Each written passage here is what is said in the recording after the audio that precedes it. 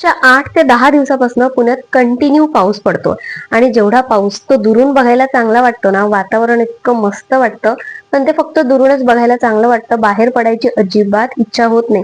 बाहेरून बघत होते, पण रियांशचं सारखं चालू होतं की मम्मा चल चष्मा बनवायचा आहे, मला चष्मा घ्यायचा आहे.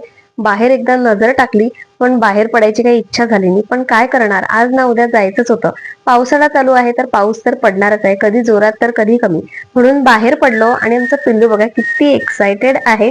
फायनली त्याचा चष्मा घेण्यासाठी आलो आणि इतके नखरे ना, म्हणजे मी सुद्धा एवढे नखरे केले नव्हते.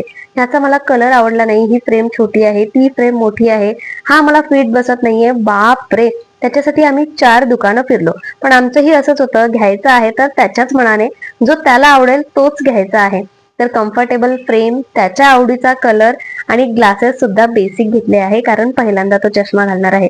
फायनली त्याला एक फ्रेम आवडली आणि आम्ही चष्मा टाकलेला आहे. आता उद्या किंवा परवापर्यंत तो मिळेल. मनाप्रमाणे करण्याचं कारण त्याला घालायचा होता आणि त्याच्या आवडीप्रमाणे केला नसता तर पुढची काही गॅरंटी नव्हती. येताना वातावरण मस्त झालं होतं, तर उशीर खूप झाला होता, त्यामुळे सगळ्यात आधी स्वयंपाक करून घेतला, जेवून घेतलं आणि त्यानंतर मग रात्रीची जी कामं असते ती सगळी आवरते. आणि चला, तुम्हाला उद्या भेटते. बाय.